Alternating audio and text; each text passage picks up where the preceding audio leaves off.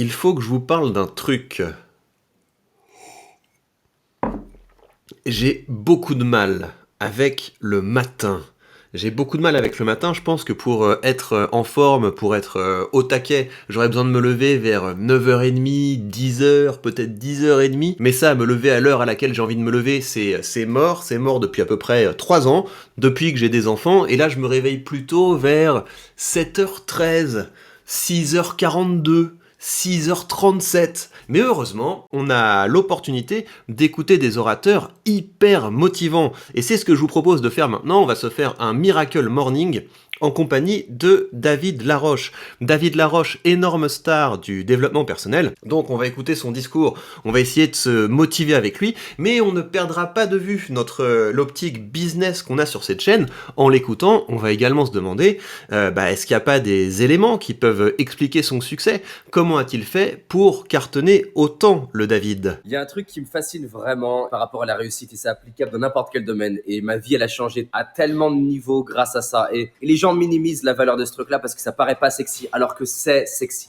Ouais, donc là, très bonne entrée en matière. Ça, vous vous dites, c'est déjà entendu, c'est déjà classique, mais quand vous devez faire des petits audios sur Telegram, des petits shorts sur les réseaux sociaux, c'est une bonne idée de commencer par ça. Il y a un truc extraordinaire, et pourtant, les autres le méprisent. En fait, s'adosser au fait que la plupart des gens critiquent ça, c'est très bien, ça permet de donner de la valeur à ce dont on va parler. Et bien sûr, c'est une grosse ficelle, mais les grosses ficelles, c'est des choses qui fonctionnent. Et si vous voulez progresser en rhétorique, vous devez commencer par vous approprier ces choses qui ont fait leur preuve. Alors, on écoute David. C'est un truc de dingue. Toutes les choses où tu peux être mauvais et tu peux devenir bon en y mettant de la valeur, en y mettant du temps, en y mettant de l'énergie. Tu vois, par exemple, mes premières relations sexuelles, j'étais tellement stressé que j'avais des pannes où j'étais précoce régulièrement. Et pour moi, il n'y avait pas de solution.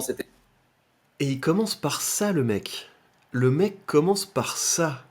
Mais ça, David, je suis pas sûr que j'avais envie de... Je suis pas sûr que j'avais envie de savoir ça. C'est marrant qu'il commence par ça. Alors, à côté, peut-être qu'on peut mettre à son crédit le fait qu'il il est arrivé à un point de tel détachement du regard des autres qu'il a pas peur de balancer des vidéos sur YouTube où il parle de ça, donc chapeau, mais je ne sais pas si j'avais envie d'entendre parler de ça. T'es maladif et voilà, il faut que tu acceptes ça, David. Tant pis pour toi. Et c'est dingue, j'ai lu des dizaines de bouquins sur la sexualité et comment gérer ton énergie, ta respiration et puis transformer ça. Je n'étais pas à l'aise du tout en prise de parole en public. Aujourd'hui, je parle en public devant des milliers de personnes partout dans le monde, en français, en anglais.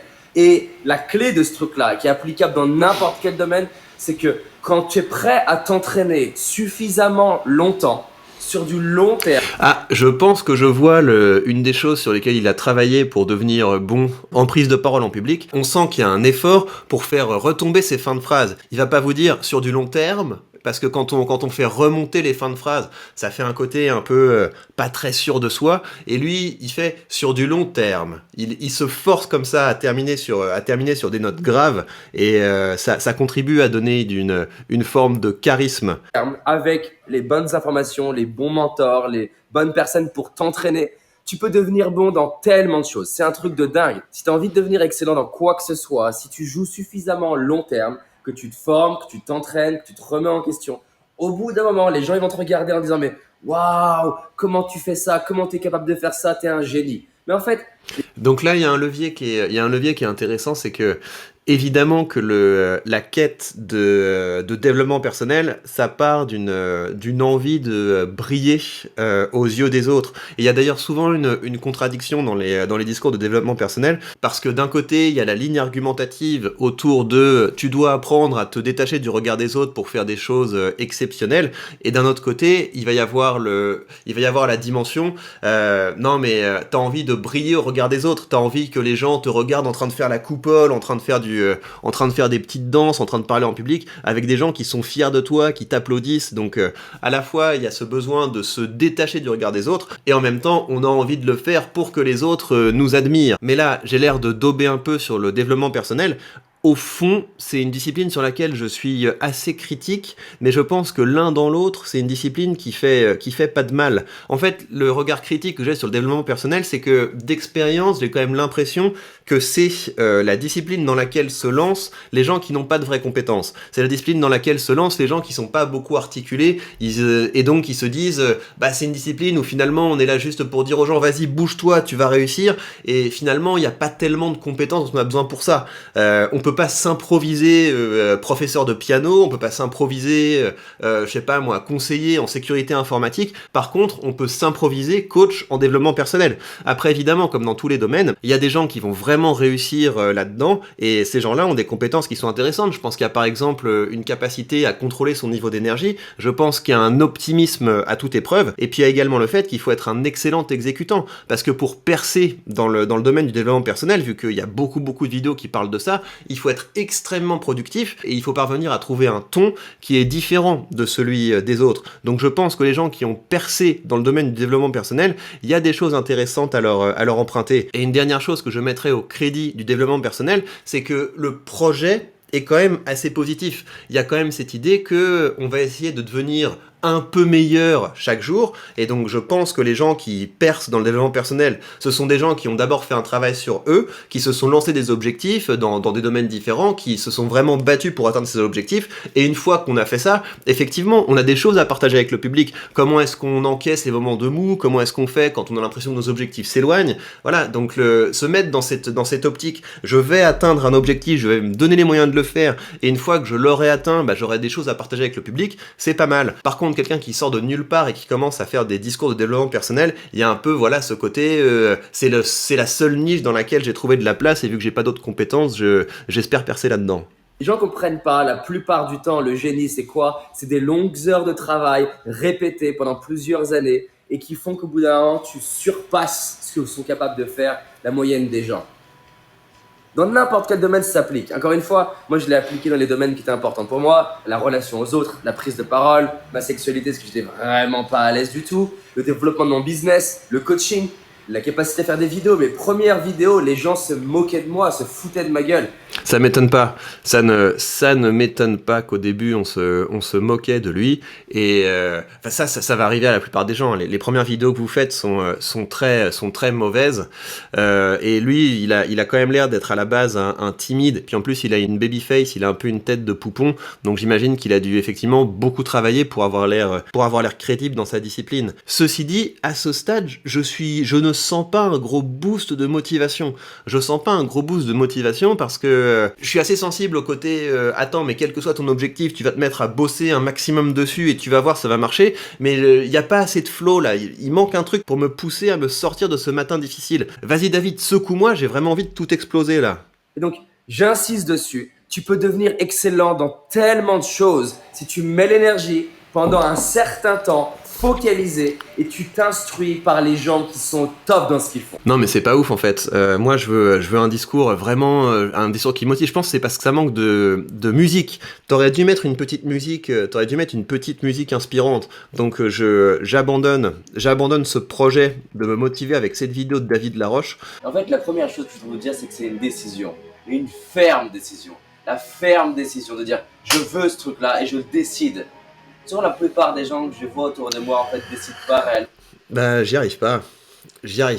Ou alors c'est parce que c'est vraiment un peu trop le matin, mais j'y arrive pas. Allez, on tente une dernière fois de se motiver avec David.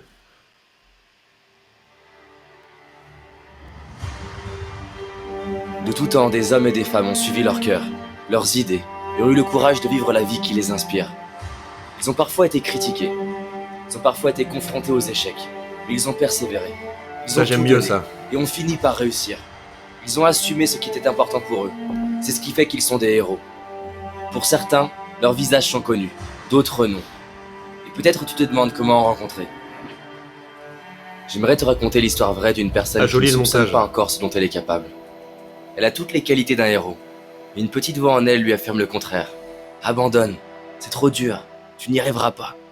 Ces murmures entraînent les doutes. Vas-y, mets un levier, au fond d'elle, là. quelque chose lui dit que tout ça c'est faux. Au fond d'elle subsiste une flamme qui lui fait sentir que ses rêves sont encore possibles. Cette histoire c'est la tienne. Cette personne c'est toi. C'est Ouais. moi. C'est en fait chacun d'entre nous. Nous avons tous cette flamme qui nous demande de vivre ce qui nous inspire. Il y a 13 ans, je me trouvais nul, inintéressant. J'avais l'impression que ceux qui réussissaient dû à la chance ou à des qualités de naissance. Je me disais, David, laisse tomber. T'auras jamais le couple que tu désires, le job de tes rêves, l'argent, la santé. T'auras jamais confiance en toi. Mais Tu sauras jamais parler aux inconnus. on voit le Et encore boom moins en là. public. Bien sûr que tu le mérites. Prends le temps de sentir Voilà. ce feu en toi. Toute Ouais, cette le force, feu. ce courage. Et rappelle-toi d'où tu pars. Est-ce que tu vas laisser tes peurs dicter ta vie? Est-ce que tu vas laisser les autres choisir ton destin? Est-ce que tu vas laisser les difficultés t'arrêter? Là, ça décolle là. Qu'est-ce qui peut se passer? Qu'on te critique, que tu échoues, et alors? Deviens ce héros qui se dit, peu importe les peurs, les critiques, je donnerai tout. Peu importe les échecs, les erreurs, je donnerai tout. Peu importe le temps que ça prendra, je donnerai tout. Ouais, là, il s'est donné, là. Ça, c'est mieux. Ok, ça, c'est mieux. Donc là, peut-être que vous trouvez ça un peu grandiloquent, etc. Mais ce genre de vidéo marche sur moi. Et donc, qu'est-ce qu'il y a derrière ça? Qu'est-ce qu'il y a derrière ça? Il y a vraiment, et donc il a bien appelé sa vidéo le devenir un héros. Et en fait, c'est exactement ça. Le levier qu'il faut activer pour avoir cette espèce de shoot de motivation, ce qu'il y a dans tous les films de super-héros. Moi, je suis très sensible aux films de super-héros, aux mangas, etc. C'est exactement ça. C'est on commence par dresser une situation noire. Il y a un genou à terre, mais au moment où on va mettre le second genou à terre, on se relève. C'est ça qui est beau en fait. Et donc dans vos discours, si vous voulez faire des discours de motivation, c'est ce levier qu'il a bien compris. C'est vous commencez par dresser un horizon qui est tout à fait sombre, et au moment où on pense que tout est perdu, bim, il y a la flamme qui s'allume, et après on monte, on monte, on monte, on monte, on monte. Donc ce discours est bien construit, donc ok, c'est bon, je suis motivé, j'ai envie de tout déchirer aujourd'hui. Et voilà, bah c'était une petite plongée dans le monde du développement personnel. Dites-moi ce que vous en avez pensé, dites-moi ce qui vous motive vous, et bah voilà, on se retrouve très bientôt pour de prochaines news.